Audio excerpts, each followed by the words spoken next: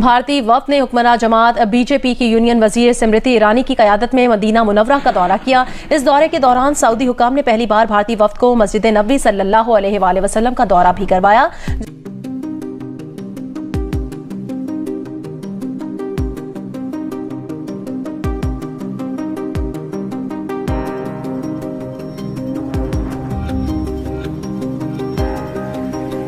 स्मृति ईरानी का मदीना दौरा हज यात्रियों के लिए भारत सऊदी के बीच हुआ अहम समझौता। केंद्रीय मंत्री स्मृति ईरानी 2 दिवसीय सऊदी अरब के दौरे पर हैं। स्मृति ईरानी साहिबा वहां पर जब पहुंची, मदीना मुनव्वरा भी, जद्दा भी, जितने भी सिटीज में और जिन भी अथॉरिटी से उनकी मुलाकात हो रही थी, उन्होंने सर नहीं ढका हुआ था। सऊदी अरब ने अपने आप को ट्रांसफॉर्म किया है। उनको पैसा चाहिए, इन्वेस्टमेंट चाहिए, उनको जो स्पिरिचुअल टूरिज्म है उसमें ज़्यादा लोग चाहिए। तो भारत के अंदर आपको पता है 25 करोड़ के करीब मुसलमान हैं। तो उन्होंने कहा क्यों ना हम भारत से ही ये सारे के सारे जितने लोग हैं इनको एज ए कस्टमर ट्रीट करें ना। स्मृति ईरानी जी कोई हिजाब नहीं पहना, नॉर्मल जैसे इंडिया में कपड़े पहनती हैं वैसे वहां पे पहने, वो भी मदीना में। सऊदी अरब ने परमिट करा, सऊदी अरब बदल रहा है। वो सऊदी अरब नहीं रहा जो एक जमाने में तेल के पैसे से सबको पैसे बांटता था। भारत में कितने हजारों मदरसे बनवा दिए, मस्जिद बनवा दिए, पाकिस्तान में बनवा दिए, बोला जिहाद जिहाद हर जगह, वो सलाफी और वहाबी ब्रांड ऑफ इस्लाम, वो सब सऊदी अरब ने काम कर दिए बंद। मस्जिद नबवी के सारे उन्होंने वो लिखा है कि कहां कहां पर वो गई हैं, उन सब जगहों पर जो वो नजर आ रही हैं वो बगैर सर ढके नजर आ रही हैं।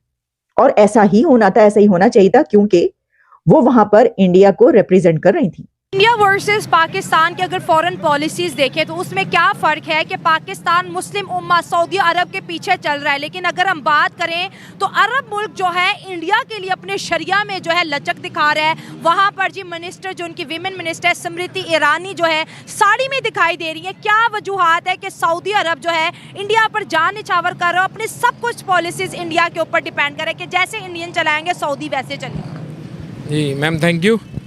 तो अच्छा, आपका क्वेश्चन बड़ा थॉट प्रोवोकिंग भी है और बड़ा लॉजिकल भी है और ये करंट इश्यूज़ को भी टच कर रहा है। तो असल में प्रॉब्लम ये है कि ऑल ओवर द वर्ल्ड ना अब रिलीजन मैटर नहीं कर रहा। क्या बात है? अच्छा, अब जो है ना वो इकोनॉमिक्स मैटर कर रही है।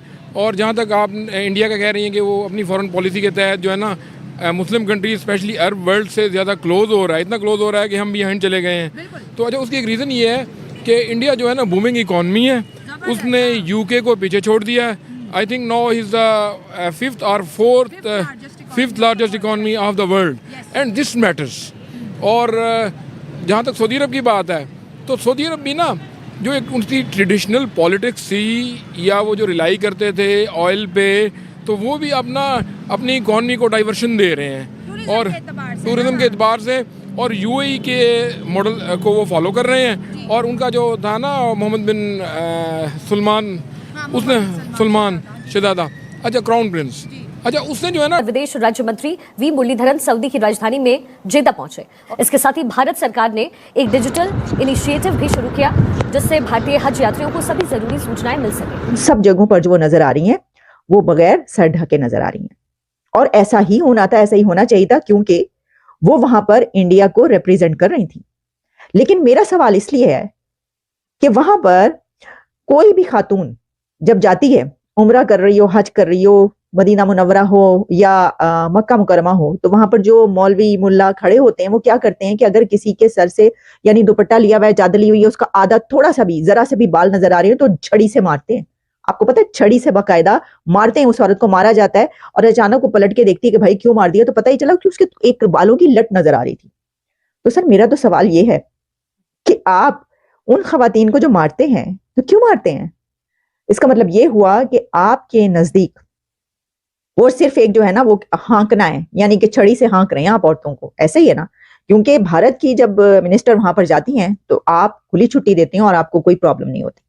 अब अगर आप ये समझ रहे हैं कि मैं ये कह रही हूँ कि वो उन्होंने सर पे दुपट्टा क्यों नहीं लिया, चादर क्यों नहीं ली, मैं ऐसा बिल्कुल नहीं कह रही हूँ।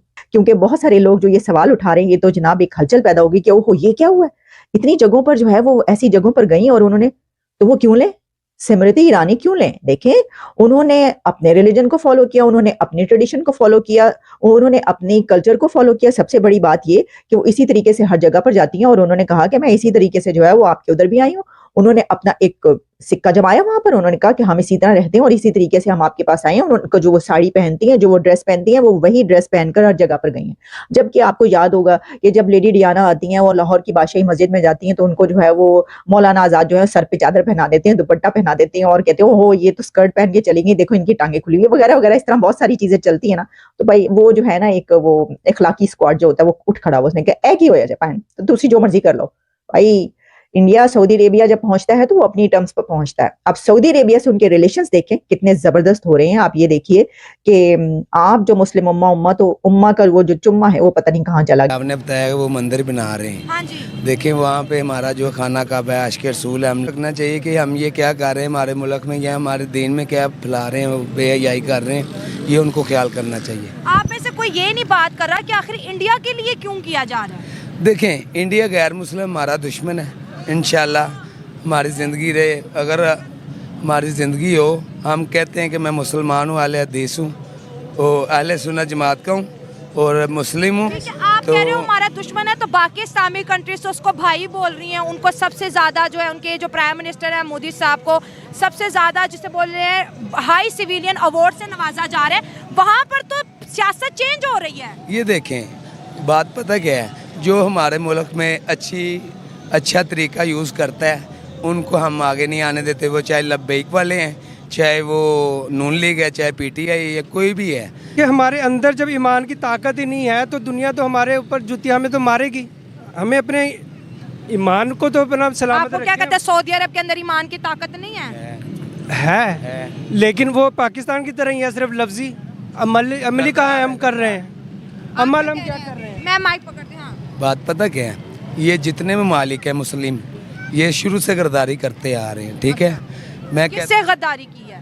किससे गद्दारी की है? देखिए दीन के मुतालिक यहाँ पे हमारे मुल्कों में जो है ना, इस्लामी मुल्क जितने भी हैं इनमें इंसाफ नहीं है। अच्छा।